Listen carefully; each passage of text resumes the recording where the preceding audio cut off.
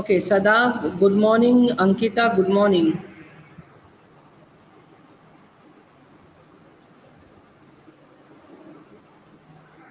Wait for some time being let people to Simran, good morning.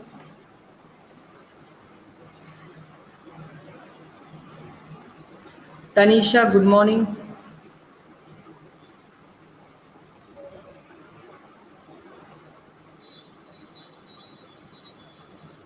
Ankit Jha, good morning.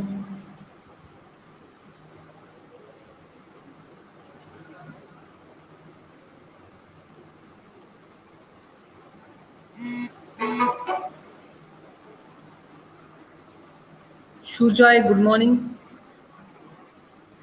Okay, today we will be starting the new chapter of Indian economic development. You are seeing from here that this is your Indian economic chapter. Okay, sixth chapter, rural development. Okay, is the voices audible to you, everyone? Is the voices audible to you? Good morning, Riddhi.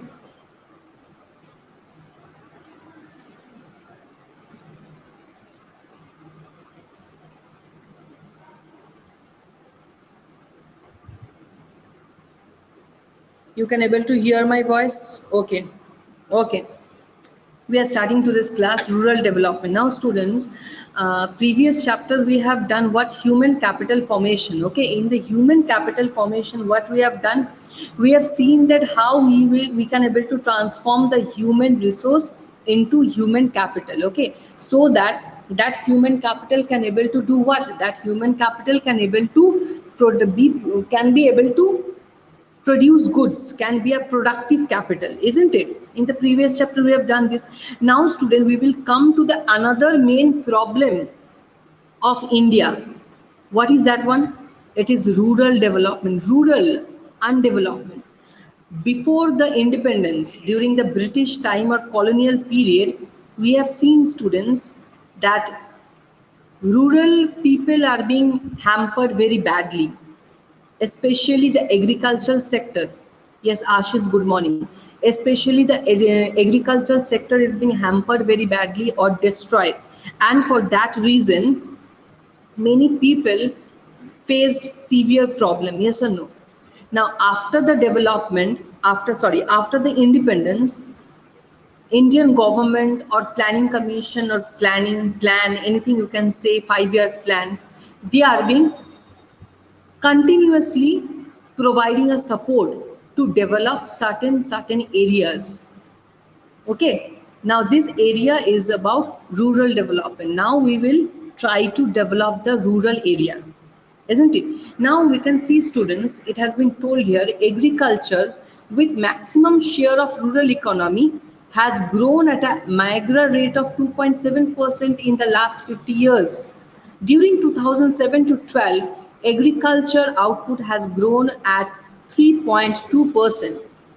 Now we can see, as development is going on, as modernization is going on, students, industrial sector and service sectors started playing a active role. Yes or no? See, it is written here, an increase in share of industrial and service sector. Means what it's telling, as modernization is going on, industrial sector and service sector is growing time to time. But what happening to the agricultural sector then? It is downfalling. And we know that rural people maximum depend on agricultural sector, and for that reason, if the agricultural sector will fall down or drop down, who will face problem? This rural people will face the severe problem. Okay, so government thought that approximately 70% of our India's population depends on agriculture, and if agriculture will drop down or fall, then rural area will not develop. So how this rural area is being developed, we will see by government. So, real progress of India is possible only when rural areas and rural people are developed. What is being told here? It is told here that India is in progress. We can tell this sentence only when the rural area and rural people are developed so that overall growth of India could be achieved. Then only growth in India can be achieved, otherwise not. Okay, coming to the next page, meaning of rural development. What do you mean by this rural development? Rural development refers to a continuous and comprehensive socio-economic process. What is this socio-economic process, students? What is socio? Socio related to the society. Economic related to what? Economical base. Okay, economical ground. So we can say that rural is being developed only when the society is developing, plus the economical base is getting strong of those rural people. Then only we can tell that there is improvement in all respect of the rural life. Then only we can say that rural life is developing. Then only we can say that the rural areas are developing. And in conclusion, we can say that India is in a progress. Understood? Now, in India, agriculture is the major source of livelihood. We know where I have told just now, 70% of the India's population depends on agriculture. Means what? Agriculture is a major livelihood, especially in the rural sector, with more than two-thirds of India's population depending on it.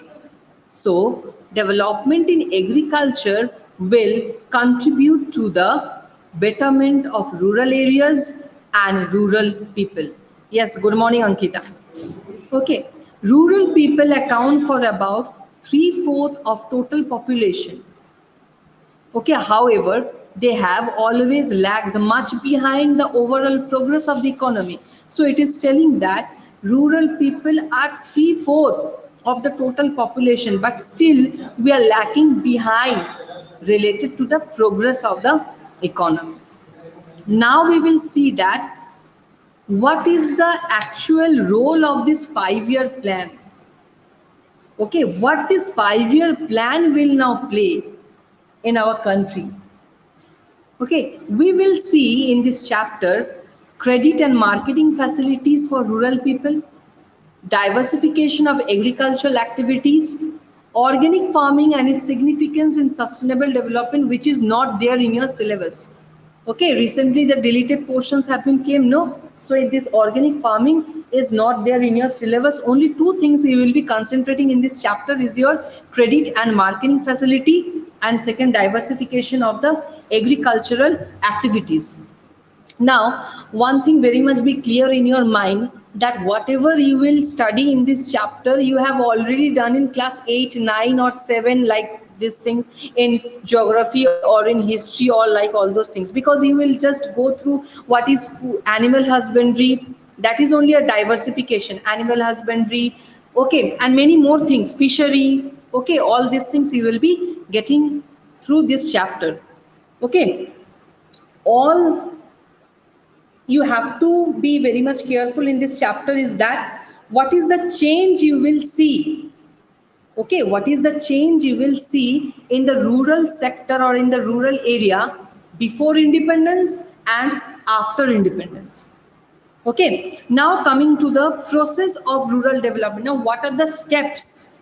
What are the steps to make the rural develop? First one, development of human resource. As you've gone through in the human capital formation, that what is human resource, students? Human resource, I have told you. A human resource is a, what can I tell you? A human resource is a one type of resource which is being used to produce different types of products, or we can tell it as a productive capital, isn't it? Why we can tell it as a productive capital? Because a 6 years or a 10 years child or a person you cannot able to produce many things unless and until that person is educated, unless and until the person is what? Literate, okay, well trained. Okay, so rural developments, especially you can see in the rural, maximum in rural areas, females are not so much educated, or female literacy is given very less importance. But now, after to make this rural development, we require throughout a literacy level for female people. Okay, education, skill development, better health facility. Yes, of course, to work properly in a proper mind. Literacy is important.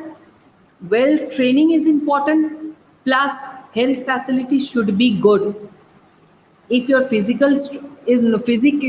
your health facilities health is not good, you cannot able to work in any factory or any industry to produce some goods.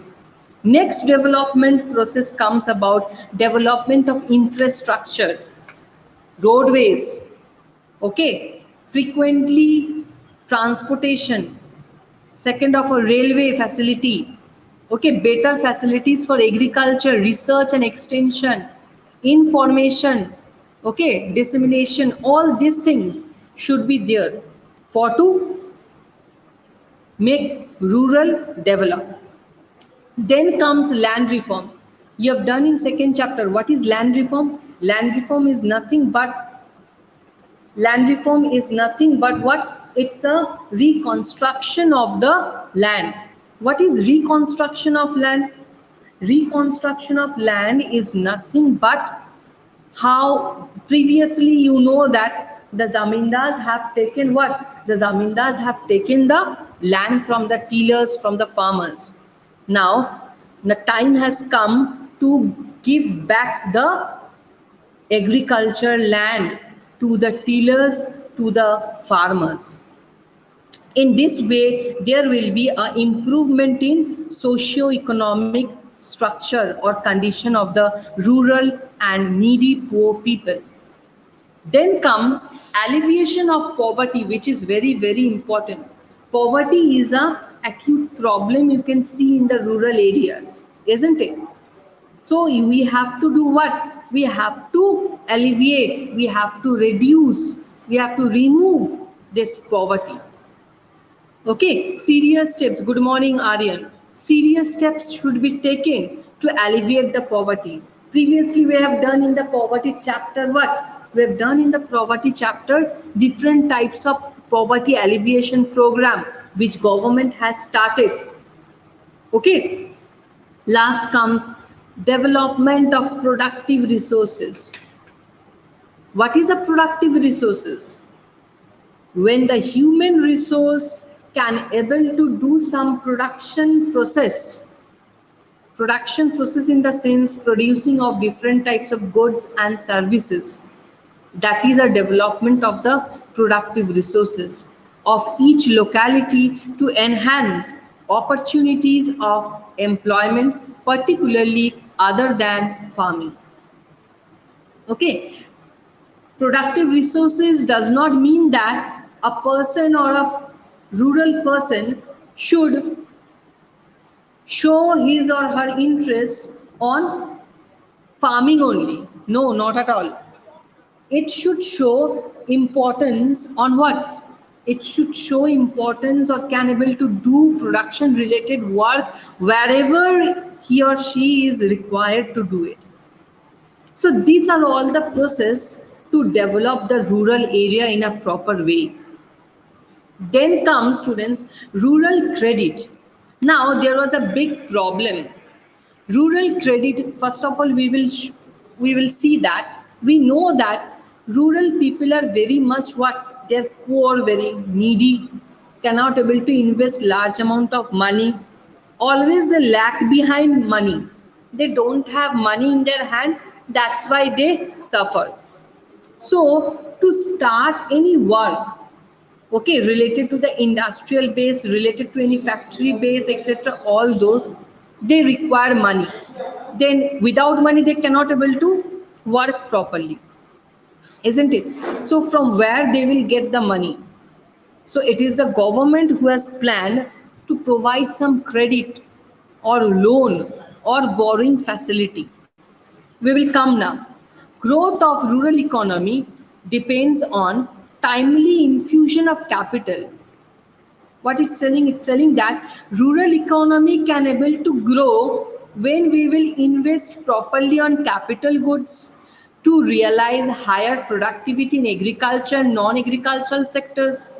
In agriculture, farmers are in strong need for credit due to long time gap between crop showing and realization of income. What it's telling? It is telling that when we used to plant some crop, immediately we get the result. It takes some time for showing of seeds. Then you can able to sell those seeds. Different processes are there. You can able to sell those seeds. Then you will get the income or the money. So there is a long time gap between crop showing and getting the money or income. So between this gap, they require some financial assistance. That financial assistance, students, is nothing but a credit facility which should be provided to those farmers. Farmers borrow from various sources to meet initial investment on seeds, fertilizers, implement important factors which contribute to agricultural production. An efficient and effective rural credit delivery system is crucial for raising agricultural productivity and income. Understood? So what is telling you? It's telling you that farmers require to invest on fertilizers, on pesticides, and many more machines and all these type of things. But yes, good morning Satyam, you are very much late Satyam, okay? So from the beginning only follow whatever I have taught now. Okay, so where I'm telling that farmers used to invest on fertilizers, used to invest on pesticides and many other things. Okay, and there is a very much gap between the crop showing and realizing the income. So from where they will get those extra money? From this credit facility which will be provided. Now, what are the sources of credit? From where they will get the credit? There are two types, non-institutional and institutional. Under non-institutional, money lenders, relatives, traders and commission agents, rich landlords, good morning Rituraj, means what? Non-institutional means no institution will provide you. You can take it from a relative, you can take it from the money lenders, you can take it from friends, you can take it from other persons. They are not institutional base source.